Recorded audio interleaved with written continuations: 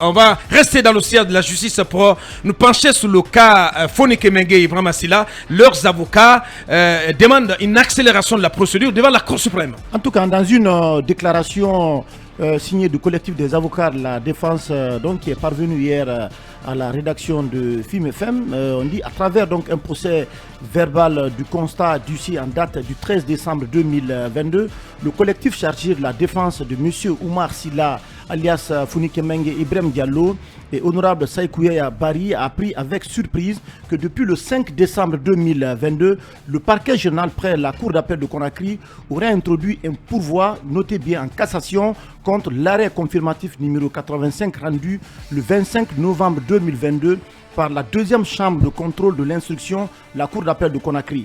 Pourtant, suite à cet arrêt, le dossier de la procédure avait été immédiatement retourné au parquet du tribunal de première instance de Dixine pour jugement. À en croire, son but donc de ce pourvoi est de maintenir en détention aussi longtemps que possible M. Oumar Silla, Founiké Mengue et Ibrahim Silla. Ouais, Ibrahim Diallo. Voilà, Ibrahim Diallo. Le collectif rappelle que tout citoyen en conflit avec la loi pénale et de surcroît en détention a droit à un procès juste et équitable tenu dans un délai raisonnable dans lequel le droit de la défense est garanti et protégé. Et pour terminer, on dit que le 25 mai 2023, le dossier de la procédure ayant été régulièrement transmis au greffe de la Cour suprême, le collectif souhaite vivement l'accélération de la procédure, comme vous l'avez dit, pour que justice soit rendue conformément à la loi. Ouais, il a fait un peu comment la RTG, franchement. Oui, parce qu'on est un peu... On n'est pas à la RTG ici, monsieur. Non, je le sais bien, mais non, c'est important de lire pour que... Non, c'est important de lire Aboubacar pour que les auditeurs comprennent de quoi s'agit-il. Parce que vous savez très bien que depuis longtemps, les observateurs, les ONG de défense des droits humains et les avocats demandent à ce que le dossier donc soit accéléré, parce que je rappelle que Oumar Silla et Ibrahim Diallo sont encore, vous savez, visés par une nouvelle procédure, parce que le ministre de la Justice, Garde des Sceaux, a demandé au procureur d'introduire, en tout cas d'ouvrir une information judiciaire concernant ces gens-là pour diffamation. Bien. Parce que oui, mais il s'agit d'un autre dossier. Oui, absolument.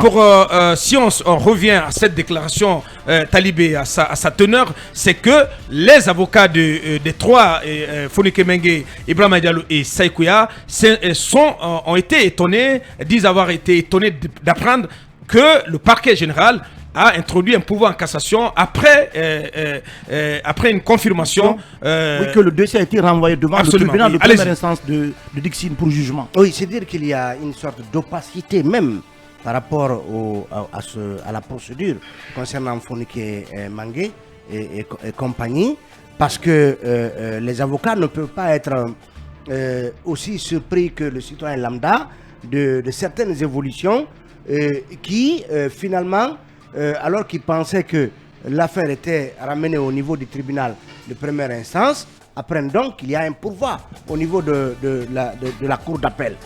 Ça veut dire que le dossier Founiké Mengue et compagnie est une sorte de, en tout cas, de patate chaude dans les mains de la junte. On sent un certain refus de permettre à ces messieurs, ne serait-ce que de bénéficier d'une liberté conditionnelle qui pourrait les amener à être libres le temps que s'ouvre le procès, et dire que pour les faits pour lesquels ils sont poursuivis, on peut mettre autant de mois à attendre pour tenir un procès. C'est absolument inquiétant, parce que les réactions au niveau international se poursuivent. Les ONG continuent de dénoncer en tout cas la détention de ces acteurs de la société civile. Le cas Billo est venu justement aggraver cette chasse aux acteurs du FNDC.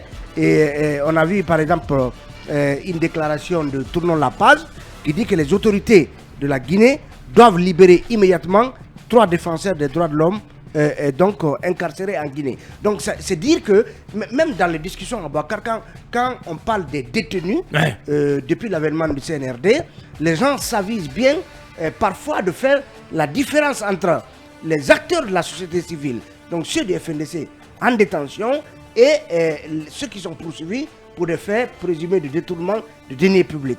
Donc on ne peut pas traiter tout le monde de la même manière. Ces messieurs, ces jeunes, en tout cas, qui se battent pour leurs convictions, dont peut-être le crime, c'est d'exiger que il y ait un processus permettant un retour rapide à l'ordre constitutionnel et qui ont souhaité se faire entendre via des manifestations, aujourd'hui sont en train de croupir en prison. Donc, rapidement à Bakar, il faut que cette situation soit décantée pour qu'un procès se tienne ou qu'on mette ces messieurs en liberté. C'est extrêmement important. Voilà qui est dit. On va continuer notre émission dans un court instant.